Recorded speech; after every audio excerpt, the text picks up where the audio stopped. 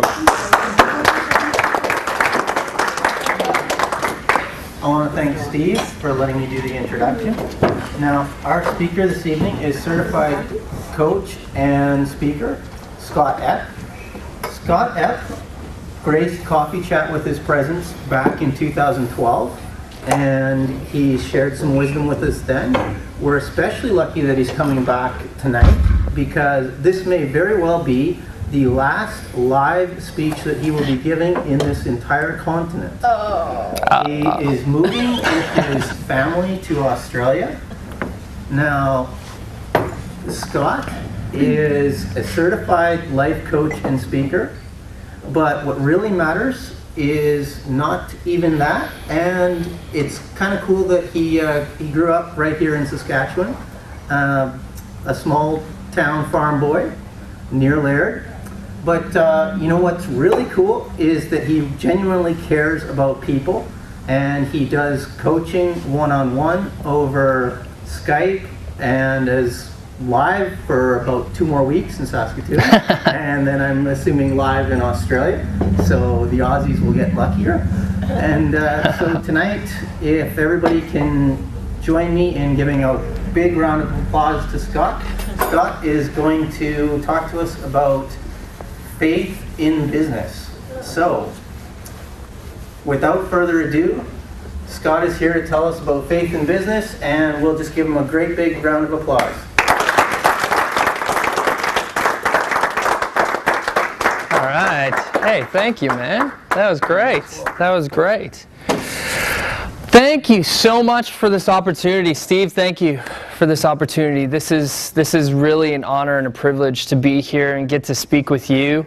Like Brian, you said, I am gone literally in under 2 weeks. And I'm leaving on a jet plane out to Australia. It's going to be awesome. And I'll tell you more about that in my talk today. But today, my talk really is about you. And my heart today is to share a piece of my faith and to also connect with you individually. And I believe that it's possible, even though there's 30 of you and 1 of me, because I have faith that it's possible. And also, what I'm about to say today, I want you to internalize something and make an agreement with yourself if you feel that it's right, and if not, let it go, okay? So, if you feel it's right for you, accept whatever really hits you and what resonates with you today in my talk. If you feel it's right. And if you feel like there's something that's off for you, just let it go. I think that that's an important thing to do with any talk, because there's always going to be things that really hit with you, and then there might be something that's just like, okay, well, I've already been through that, or I've already done that, or it might be something that just doesn't hit exactly with you.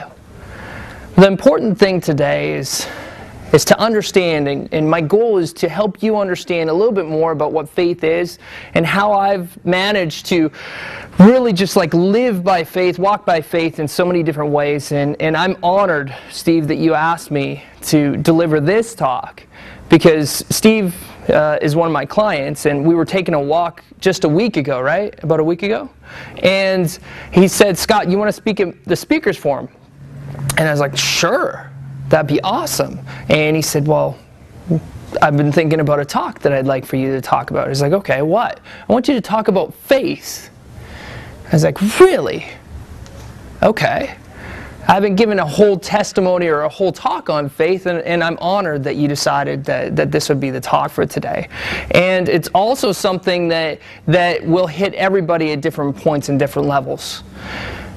The first thing that we all need to acknowledge is that you're amazing.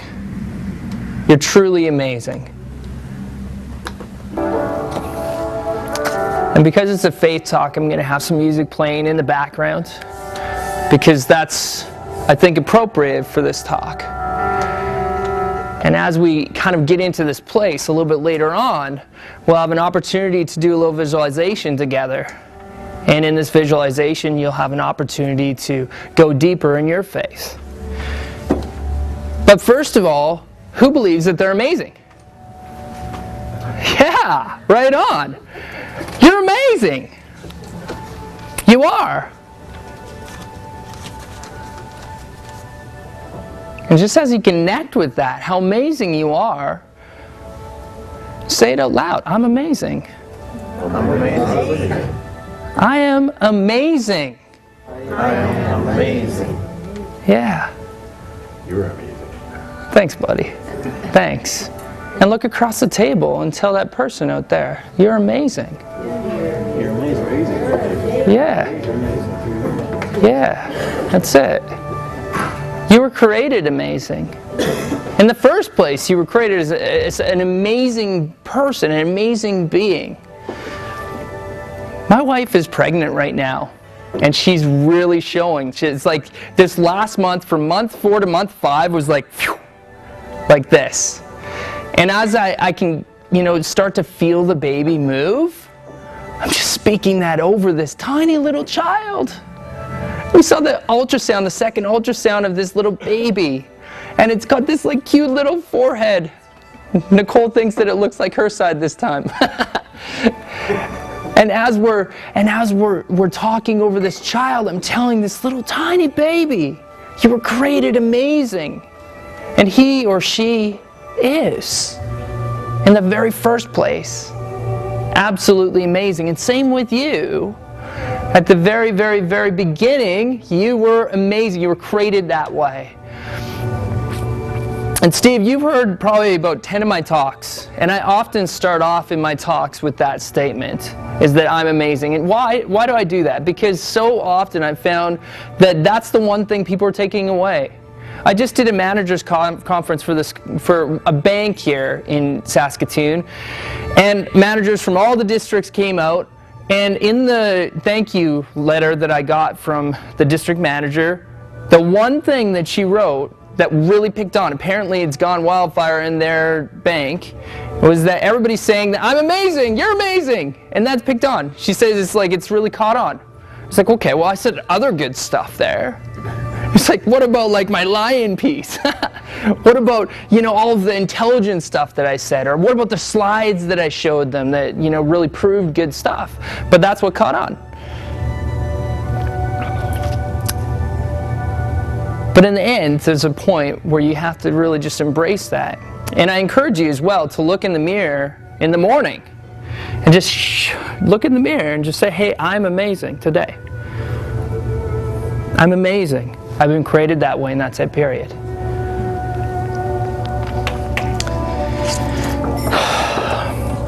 This is a big topic, faith, right? Who am I to speak about faith to you?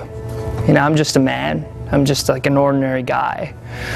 But I'm privileged to be able to speak on it. And part of the reason why Steve and I decided this would be a relative topic is because of the question, where does faith belong? And where does faith belong in business? Where does it belong in life? Where does it belong, period? Well, faith belongs somewhere. I'm stomping on it. It belongs in business. It belongs in life. It belongs everywhere. And some people, what we do, and I've done this, is we quench our faith. Now, I agree, there's place for religion and politics and all that talk, but faith is different. I'm not here at all to talk to you about religion today. In fact, it's not even close to what I want to talk about today. But faith belongs everywhere. So that's the answer to that question. Pretty simple. Can I say amen to that? Faith belongs everywhere. Everywhere. All parts of life. Every facet of your life. One of the tools that I use in my coaching is a life wheel. It's called the abundance life wheel, and I ask you a number of questions. How much abundance do you have in these different areas of your life? And as you look at the different areas of abundance, you look at them, it's like, okay, in lifestyle, and God and spirituality, and my relationships and my family, and all the different areas of my life. Where does faith belong, though, in those areas? Well, everywhere. And sometimes we absolutely need it, and if we don't have faith, then something happens. And who has felt that something that's happened as a result of not having faith? It's like, I sure have. There's no question. I want to tell you a little bit about business and where faith belongs. For a long time in my business job at Computer Trends, I used to work at a computer store, I was a man of faith, but I never really let it show. And then one day things kind of changed for me, and I was like, you know what, this is part of what works through me, who I am. And what I discovered is that my relationships deepened with the people that I worked with. Interesting observation. I'm in sales. And oftentimes we'd go out to the back and I'd bring their computer out to the vehicle for them, and outside of the computer store I would continue a conversation that was started inside the store about how somebody had cancer. And we'd talk and we'd go deeper outside the computer store. And he would open up. Maybe in a way that he hadn't opened up in a long time. Because in the computer store, he tipped me off. He tipped me off by saying, this might be the last computer I'll ever buy. So I don't know if I need the 3-year warranty. And he joked about it. So that prompted my conversation with him. So I just went on faith. It's like, this guy needs to go deeper or say something. And I just was real and by myself and ended up praying with him. And he just found really like a sense of relief. I don't know what happened after that. I do know that I invited him to my wedding party that was back in Saskatoon because I remembered his name and just liked him.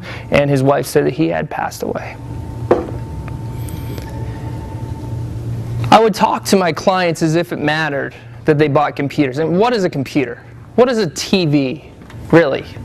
Like after a while, like I had to like grapple the fact that, you know, I like technology, but really, what was a computer? It's like it wasn't much, because you could buy a computer anywhere, online, of course. You could buy it at 10 different stores. No, but I had great sales.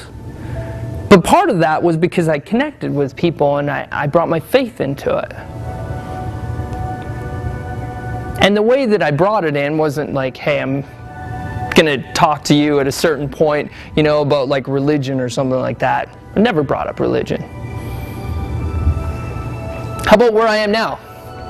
I struggled with abundance coaching. That's what I do. I'm an abundance coach. That's my company, Abundance Coaching. I struggled with it for a long time. It's like, where does faith belong in coaching? Where? In my industry, who knows a lot about the coaching industry? Yeah? Okay.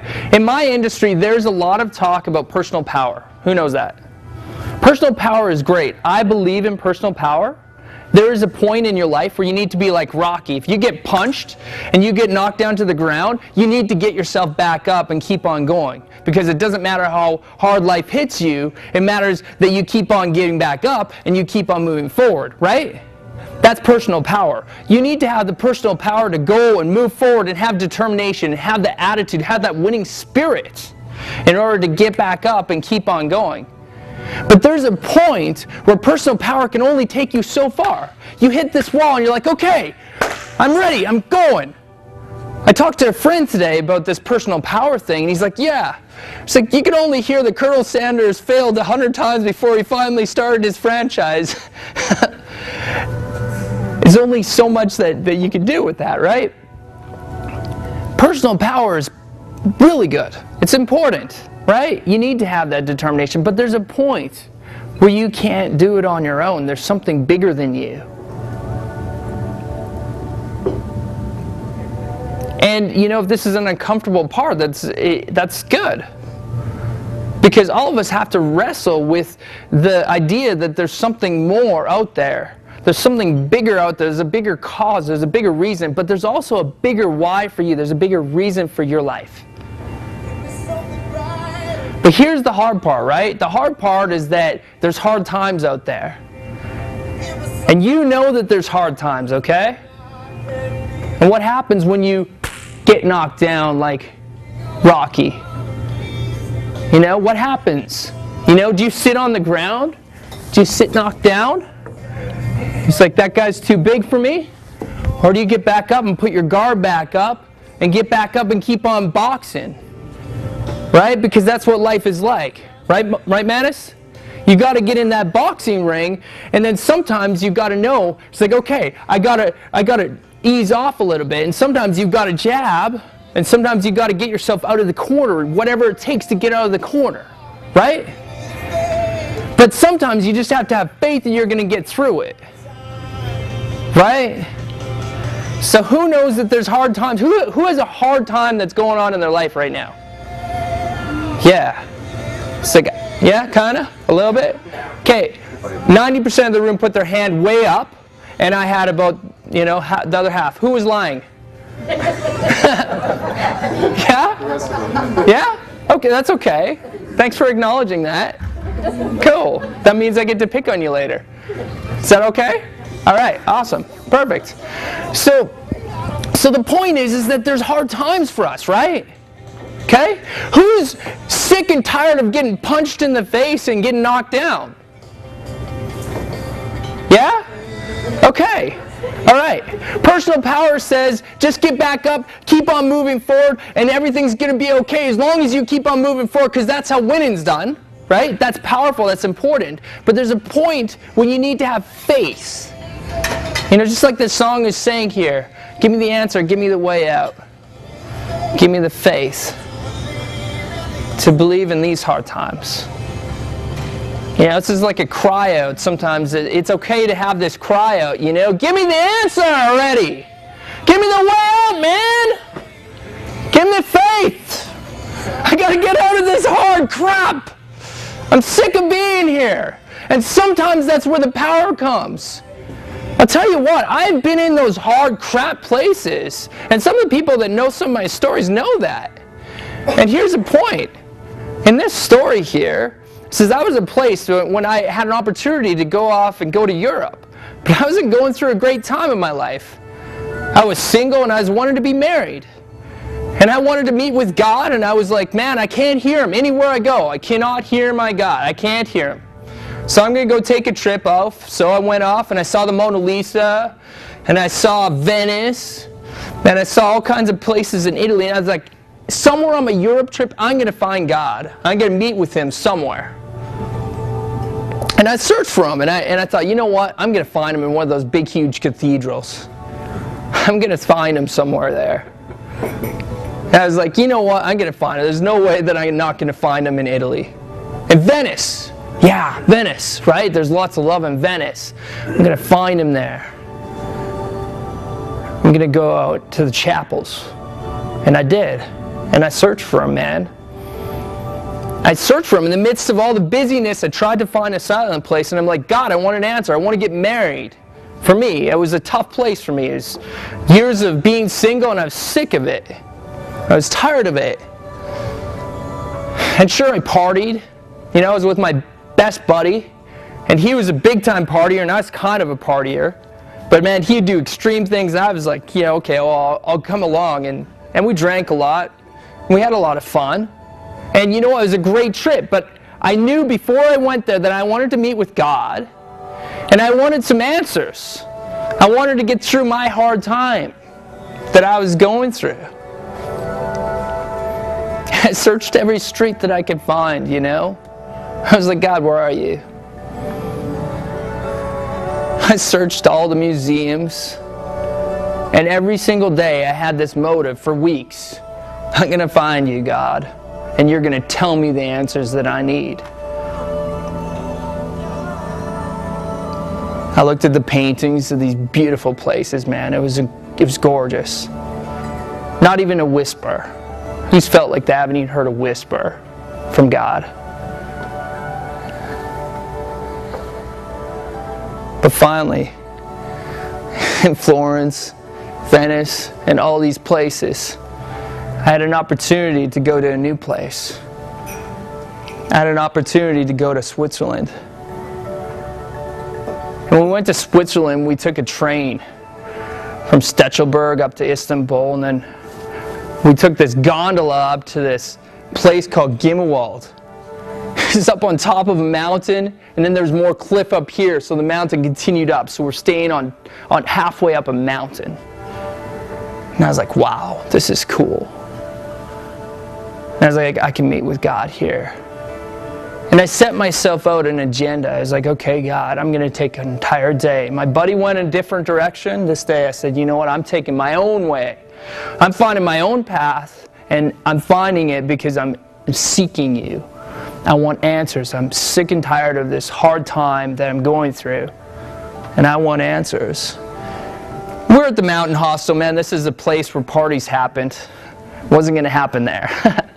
It's a great time, a lot of drinking, and a lot of that party stuff. This is before I was married. But you know what?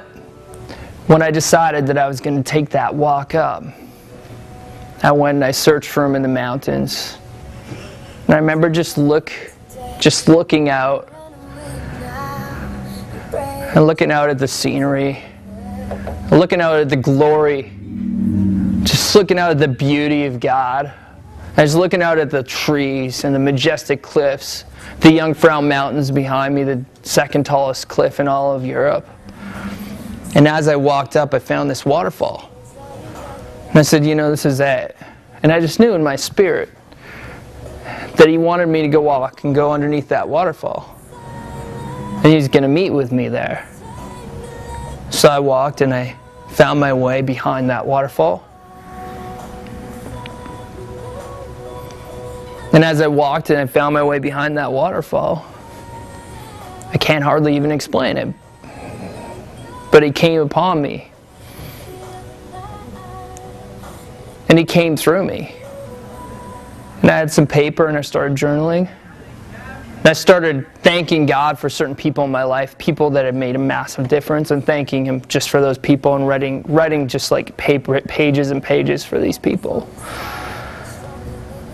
And as I went through this process, and as I went through and I did this, so many other things came through me, and so many other things happened for me as I sought out who this God was and who my God was. And as I sought him out with my faith, something opened up for me. And who's felt like something's opened up for them at a certain point, just something's happened, with your faith? Yeah. I felt like that day. And it was awesome. But I believe that why it happened for me that way is because I was just on a mission to search for him. I was sick and tired of being sick and tired of whatever I was going through. And although I was having fun and I was living the parties and I was filling my life up with these other things that were just stuff, there was always an emptiness. And for me, my faith came like this. It came like, hey, the only thing that you really want to fill up is that God-sized hole in your life, Scott. And that can only be filled by me. All the partying and all the drinking and all the other stuff that you're doing on this trip, that's not going to fill it all up. So as I looked at the majestic mountains and cliffs, and I spent this entire day, I walked down this mountain and I just knew that faith was there, that I was there, that I met with God, that I was with him, that everything was there with me. And for me, what I learned as well is that sometimes you need to take yourself out of your zone, even if you have to take yourself out of the situation where you're at, as far as like you going to work or business or whatever it is, in order to just have faith and meet with God.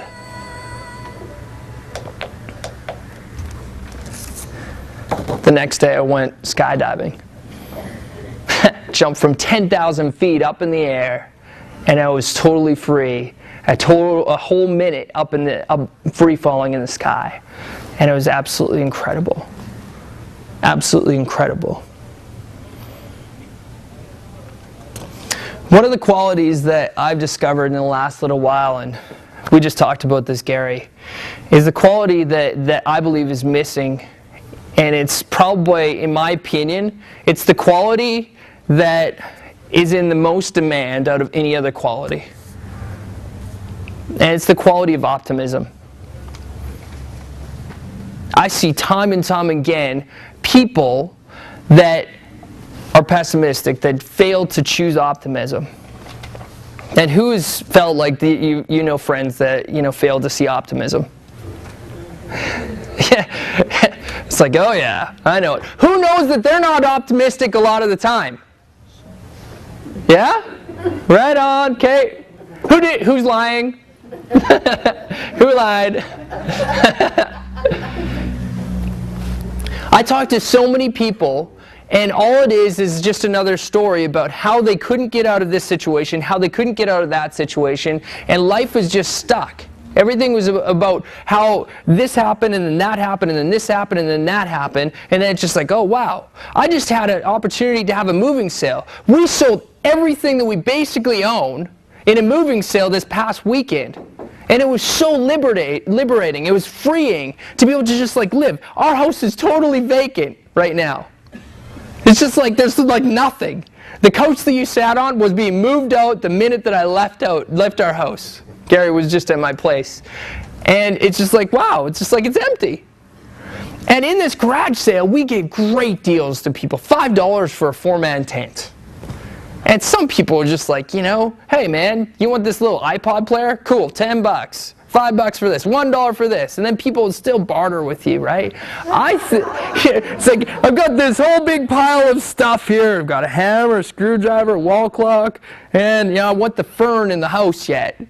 It's like, with all this other art supply and everything else for $25. And you're like, oh, I won $40 for it. And they're like, no, 25 is good. It's like, okay, well, we want to keep the plant. No, we want the plant. And you learn things about people. You learn things about yourself. And we had so many different opportunities. About 200 people came through our house. And here's what I noted with people, with regards to optimism. One person came to our house, and all she wanted to do was tell me her stories about how she had this car wreck, and this prevented her from living her dream. And then the next year, her mom died. And then the next year, she really just couldn't afford something. And then she, at one time, traveled all the way to Sydney to do this talk.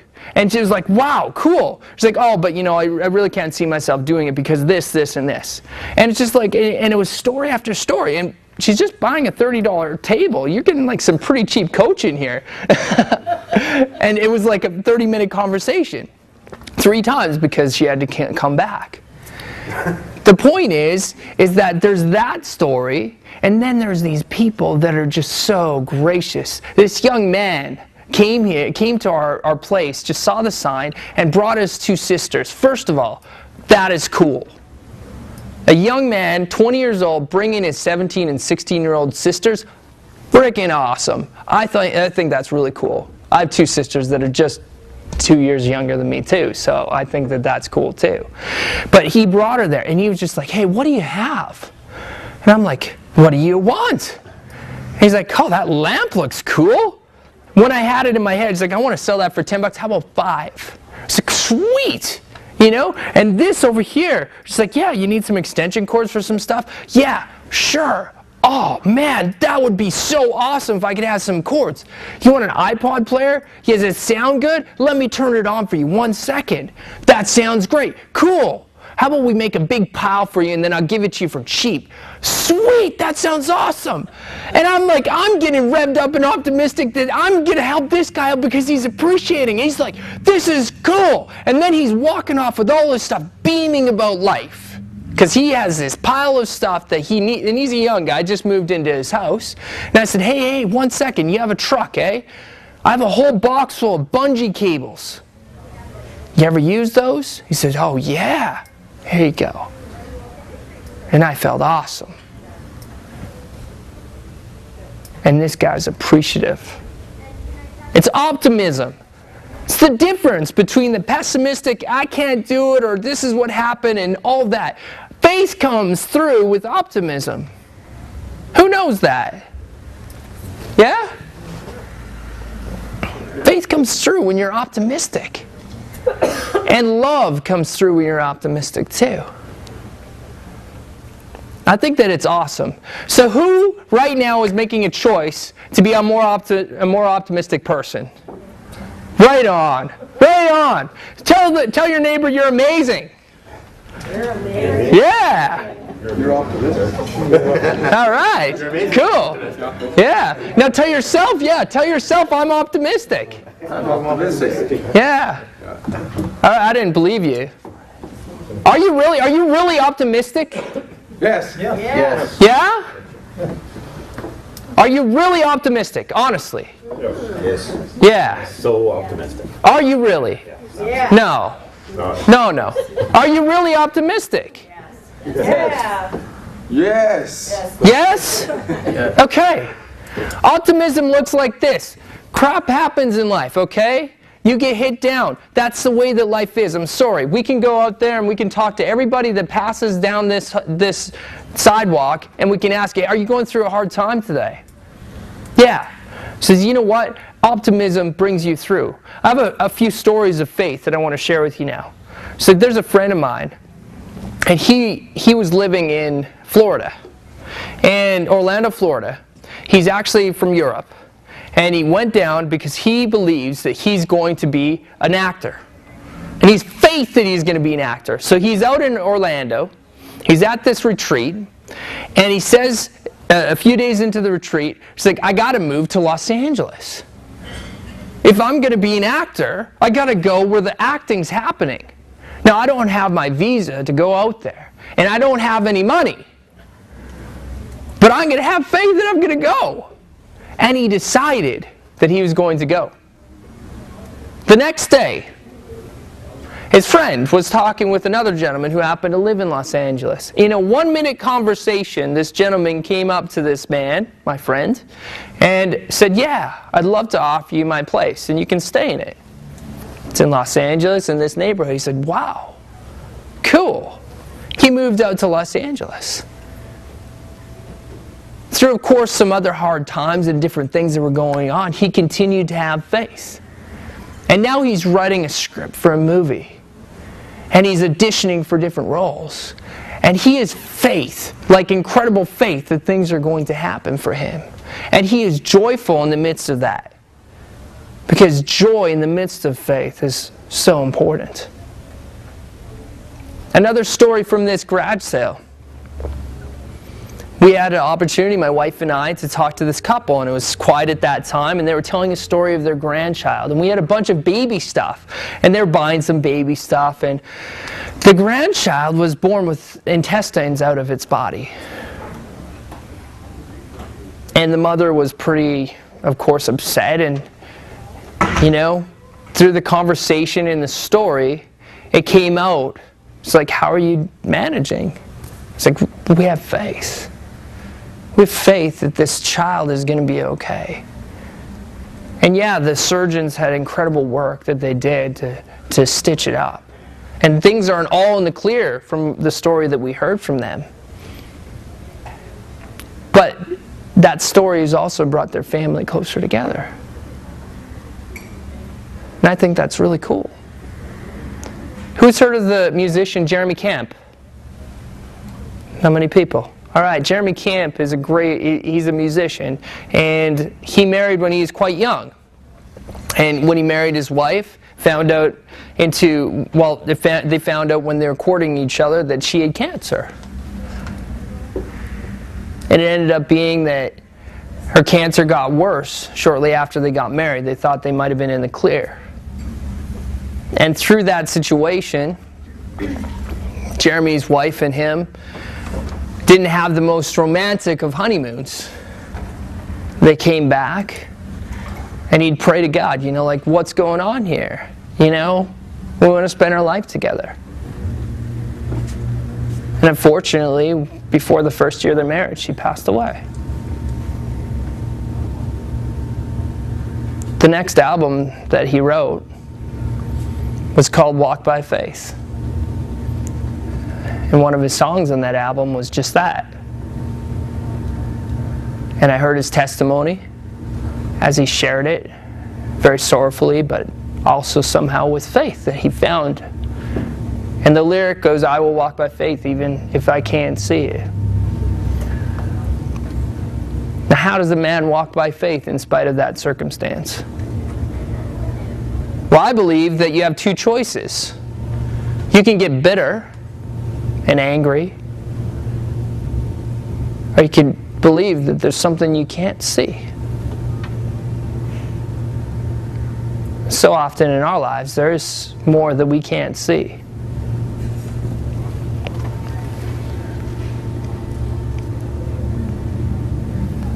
In the Bible, there's a cool story. Jesus went to a centurion man, and As you probably know, centurions were the Roman soldiers at that time, and the man said, I have a friend, one of my soldiers is injured and needs healing.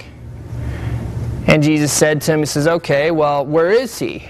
He's like, take me to him. He says, you don't need to. You can just speak the words and he'll be healed just like that. I know this because I am an authority to so many men, and you're an authority over this.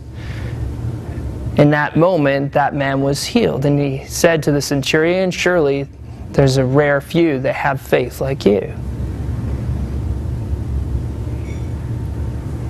The unseen is where faith comes in. And that's the hardest part to grapple with.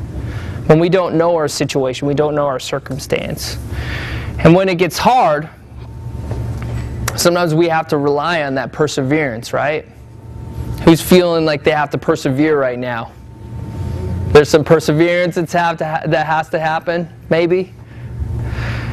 The one passage for me that really comes through that I've had to rely on when it comes to faith is this one. It's in the book of James, and it's widely believed that James is the younger brother of Jesus. Talk about an older brother syndrome. How do you live up to Jesus, right? And he says, consider it pure joy when you suffer trials of many kind, for the testing of your faith develops perseverance. And perseverance must finish its work so that you may be mature and complete, lacking nothing. And I remind myself of that. Why? Because I have to persevere so often, and I believe that that's one of the qualities that I'm called to is perseverance. But I know also that I will be tested. And it's not hard to look outside there to know that there's a tester. Because when you talk about faith, it would be easy to have faith if we never had hot water, right? It would be easy to have faith if we never had a test. Who knows that? Yeah? It's like if things are going perfect and you had all the money that you need and all the fulfillment and your love life was great and all the men were having all the sex they want with their wife, things would be awesome, right?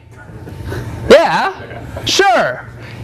It wouldn't be that hard to stretch out and say, okay, well, where's my faith? But listen, faith comes in the hardships. Faith comes in the perseverance of the struggles, of the trials. What was your name again? Nicole. Nicole, you get to be my helper now, because you lied earlier on. Thank you, by the way. Okay. All right. So, would I be able to get, excuse me, wait, you're the waitress? Can I get just an empty tea bag? Yeah, of course. Thank you. That'd be awesome. All right. We're going to talk about abundance. Okay? Mm-hmm. All right. Can you hold this for me, please? Sure. All right. So, a lot of you know from my talks that I'm all about abundance. And I believe that there's overflow in everybody's life, that can happen in everybody's life. My belief on abundance is this. I have faith that you were created as more than enough. That you have more than enough, and that more than enough is coming to you in the future. All right? I have faith in that. That's a statement that I believe through and through. I put a stamp on it. I stand on it. I believe it. I'm acting it.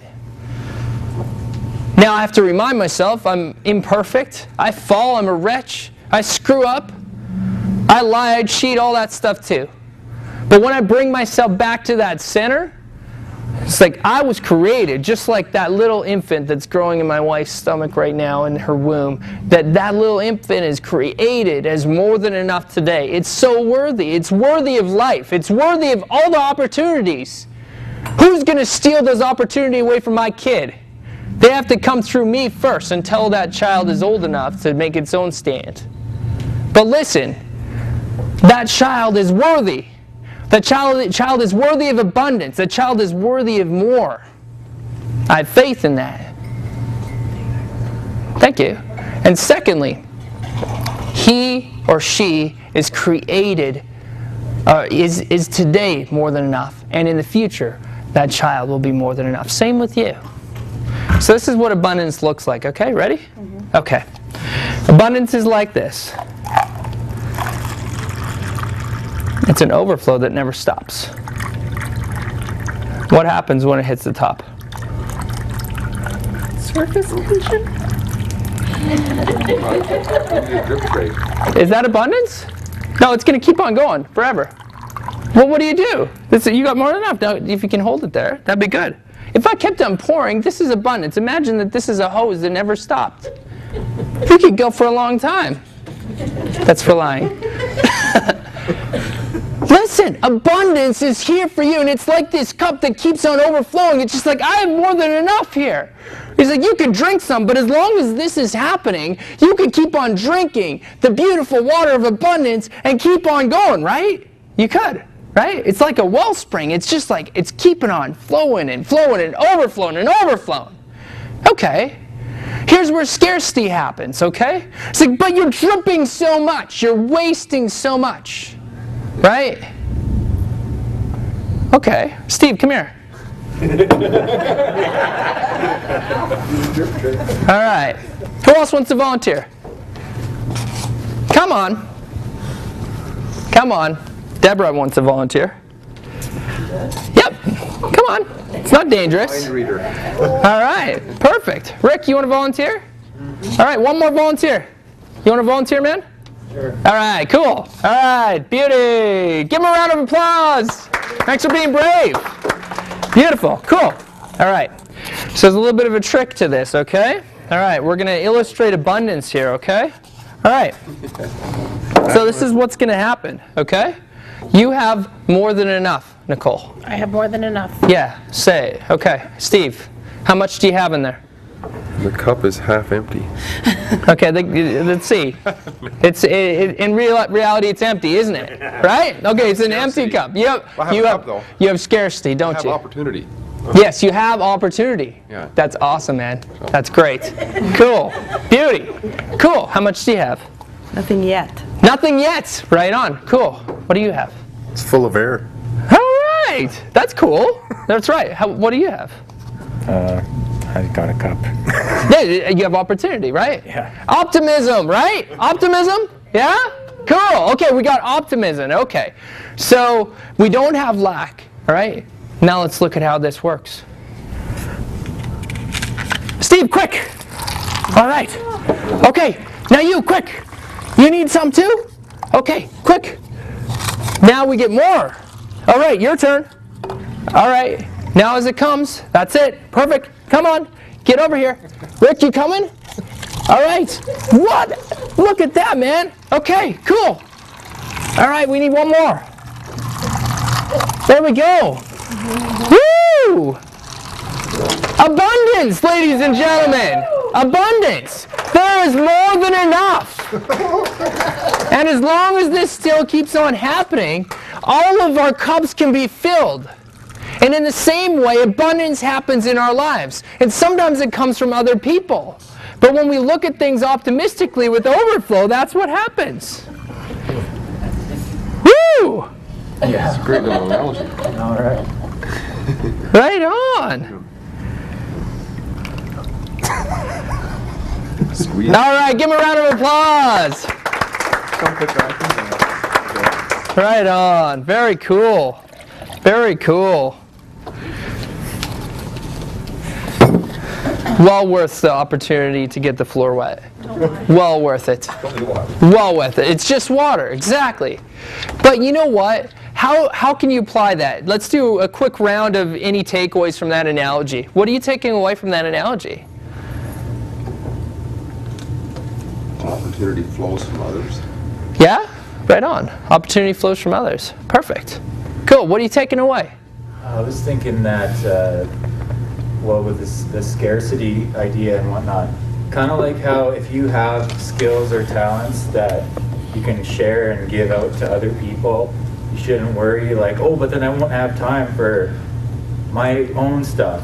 But that you'll just have to trust and have faith that, you know, stuff will come to you as much as you give out to everyone else. Right on. Awesome. That's a great takeaway. What else? What else were you taking away here? At one point, all the cups were almost full. At one point, all the cups were almost full. That is awesome. Cool. Very cool. Overflow happens. Hey, and listen, when you live on the principle of abundance, and when things are more than enough in your life, and financially, or whatever area of your life, love and relationship-wise, or health and well-being, things are great, since you need to give away. You need to have faith that when you give, that more can come to you. That's the principle, okay? So many people, they let that water just keep on dripping out and keep on just going and hitting the floor. So once it hits the dirt, what's it good for? Washing the carpet. That's it. But listen, we all need water. And water is a great symbol, right? Because water brings us sustenance. It brings us life. But we all need abundance. We all need that overflow. And have faith that more than enough is coming to you. Have faith that you were created as more than enough. Have faith that you're going to have more than enough in the future. And just like what we said earlier, the scarcity, that's the poison, right? Scarcity is the poison. It's the lack. Sometimes we just believe that, oh, well, you know, that's the way that it is. That's all I've ever experienced, so that's the way that it is. I'll never have more than that. That's just life. Right? It's like, but have that attitude. And faith will take you there. Faith will take you there. So that is why, right now, I have conviction for you. And I believe in you. That you can have that for yourself. So you can have that abundance for yourself. The analogy for the tea bag is simple. You have 2 cups, right? And if you looked at the tea bag like this, with cold water, actually I'll take this. Cold water in one, and hot water in the other. Oops. More abundant. Yeah, that's right. That's right, there's more abundance, that's right. Check this out, okay? I'm going to put the tea bag in here, just for 5 seconds. Who wants to drink that tea? Put that back in the horse. Who wants to drink that tea? It's not going to taste very good, is it?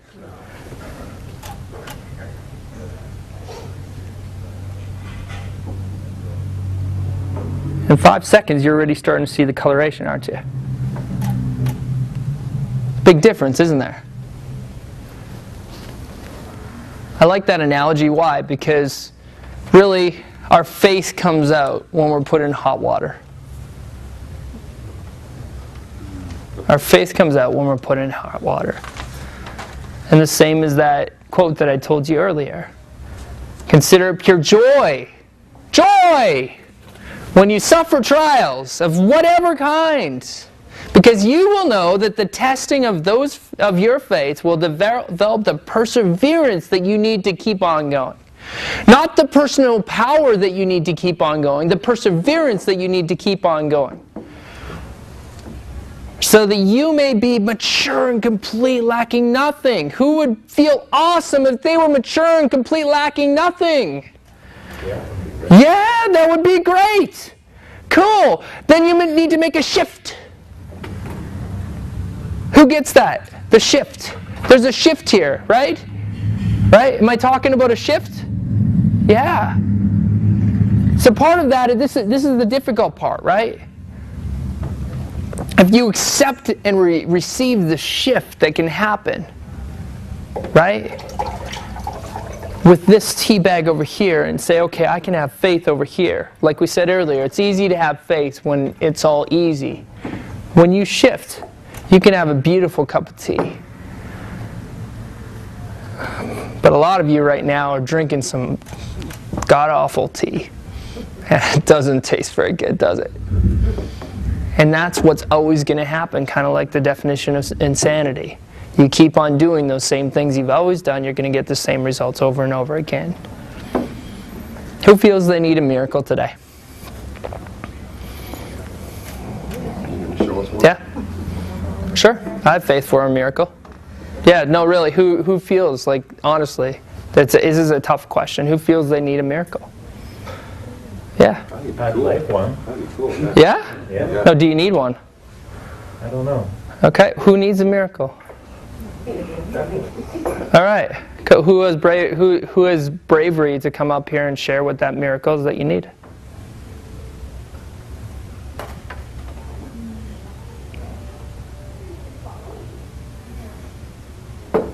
It could be something small too.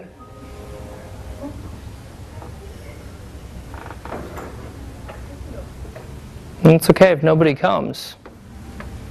Yeah? I'll go up the right away. Okay, all right, cool. I want to share a little bit of what I believe miracles are. Miracle is just something that couldn't have happened without God. Couldn't have happened without a bigger power doing something. It's like we can try to conjure up things on our own, but something that couldn't happen without God. So I believe there's little miracles that happen every single day. And if you have the faith to see them, and you choose to see them, you'll see them, and that'll make you more optimistic, and you'll have more joy, and you'll be more complete as well. So I believe every single day as I look at my wife, and as she grows, that there's a miracle growing. And that's my choice. I choose to believe it. And I hope that this baby is growing healthy as well. But that's also what faith is, being sure of what I hope for. I hope that this child is healthy. Right? I hope that I'm healed. I hope that things are happening. You want to come up? All right, give him a round of applause. Thank you for having courage. Hey, man. Thank you. I'm Scott. What's your name? I'm Brian. Brian? Yep. Thank you for coming up, man. Hey, we love you, man. Yeah. Well, looking back over the years, because today's my 60th birthday, All right. and I like to be hands-on, physical maintenance, all this.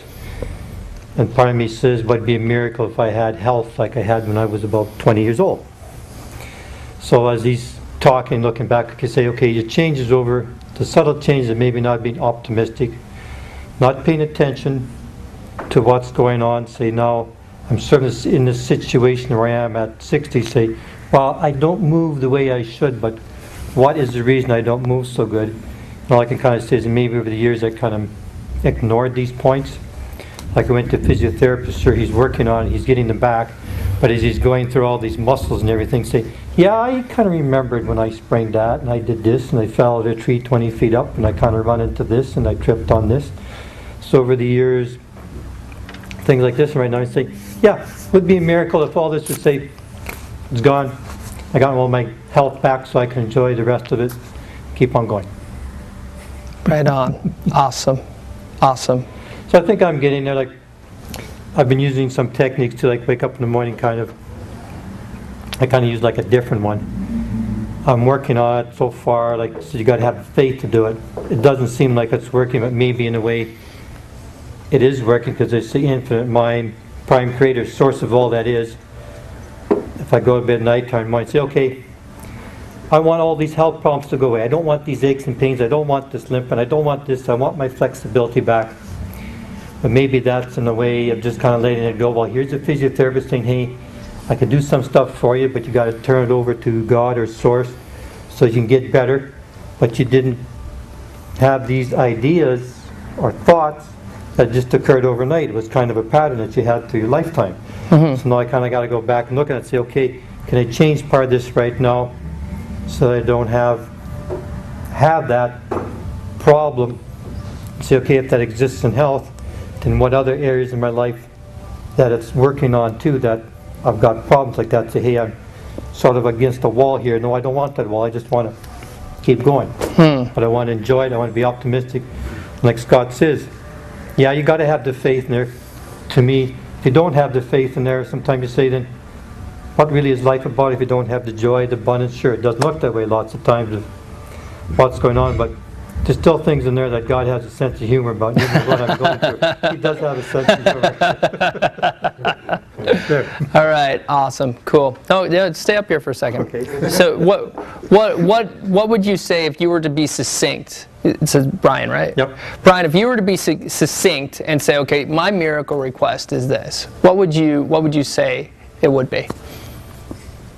good health with the wisdom and understanding to keep on going and help myself. If I know I can help myself, I prove it to myself I can help others too in various ways.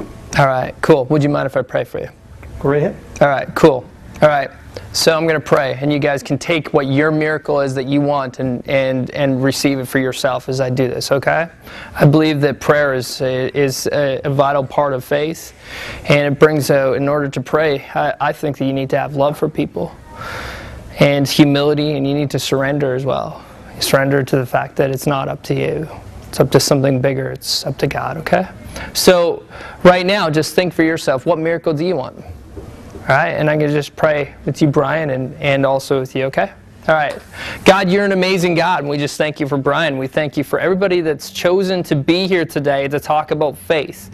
And we just thank you, God, for the miracle that you want to just pour out right now on people. We thank you, God, for the unseen that you are. And we thank you also that you are working in ways that we cannot fathom. We thank you that you're working in ways that we cannot see. And we also thank you, God, for the intricate ways that you are relinquishing your power upon us. We thank you, God, for your hand of miracles. And we trust, Lord, that you can bring miracles to each of us. And we just have faith, and we choose to have faith because you are bigger than us. So we know that there's a God-sized spot inside of our heart that we can only fill with you, and we've tried to fill with other things, and stuff just won't do anymore. It's like we want abundance. We want that life that you promised us, that full life. And we're reminding you of that full life, and we're sick of the hard times. So God, in whatever way, there's a miracle that's waiting for each of you. In whatever way, there's a miracle that's coming to you and coming through you into these people, Lord. So my words are just the vessel for whatever you want to speak over people. If there's something you want to speak, God, we give you permission to speak over them. And if there's something that you want to speak over Brian, Lord, we give you permission to speak it over Brian. And God, we ask that in your name, Jesus, that you would also just heal Brian from the brokenness and from all of the ailments that are going on in his body, that he would be able to have that vibrant health and that strength in his body that he once had. That you would be able to help him through this and help him have optimism and faith to know that you're working and walking through in his life, God. And even right now in this moment, we have faith that you will heal him even in this moment. And that you will bring him balance, that you would bring him that love, and you bring him that healing in his back and in his bones. That you would just bring him to that health that you desire for him to have. And we remind you also that you don't desire us to be broken. We remind you also that the enemy's out there to steal, kill, and destroy. And one of the things he steals, kills, and destroys is our health, our attitudes. He steals and he wants to steal our ability to believe that we can do more or we can have more. And we just surrender to you and know that you can bring us abundance. And only through you, Jesus, you bring us abundance and healing. And that miracles happen. We just thank you in your name. Amen. Amen. How do you feel? So far, both the same. Yeah. Might take a little bit to get through this. Yeah. Awesome, man. Thank you. Thank you. Thank you so much. Give Thanks. a round of applause.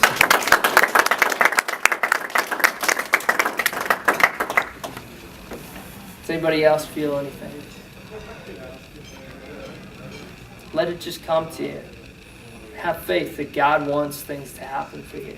Have optimism that there's more for you, that there's more faith for you.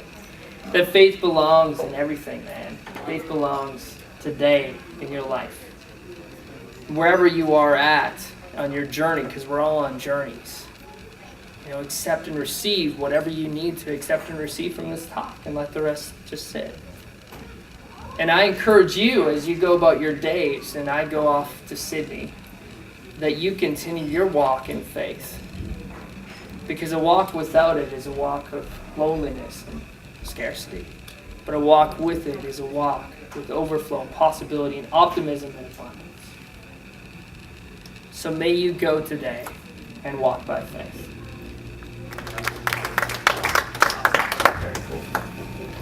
Yeah, one of the things I forgot to mention about this speakers forum is that it's presenting ideas that typically the mainstream doesn't want to touch. And we had at Coffee Chat for a presentation once, a guy come in and talk about the message of the Buddha and so on. And I talked to Scott many times, and he seemed to wear his faith on his sleeve. and I challenge you, why don't you talk about this? Share with us, and you can see that how deep this is for Scott, and everybody's got their own perspective on faith and so on. And I think this is wonderful that you could share that. And talking about a miracle, if this could be considered a miracle, I mentioned that this is probably not technically the dog days of summer yet, but it's starting to feel like it. And Scott and I are both in Toastmasters. Toastmasters clubs typically shut down for the summer because nobody will show up. Right, yeah. And here we are on a hot summer's evening, and we got a crowd out to hear something about faith. Woo! All right, way to go, everybody! Woohoo! Go! Isn't this guy awesome? You know how much perseverance this guy's going through just to speak to you. Can I speak to you for a second? Sure, go ahead. I have seen this guy and what he has been doing. And he started off when there were like 2, 3, 4 people coming to Coffee Chat and to the speakers thing. And he's just like, you know what, I'm going to go. And people were like, I don't know, I don't have faith, and maybe this thing's going to go away or something like that. And he just kept on going. And you kept on persevering, man. I guess so. Yeah, you have faith that this is important. I have good help, though. You do have good help. Good help, yeah. Yeah, that's right. But I just don't deflect it all. There's something to receive there too. Thank Right you, on. man. Right on.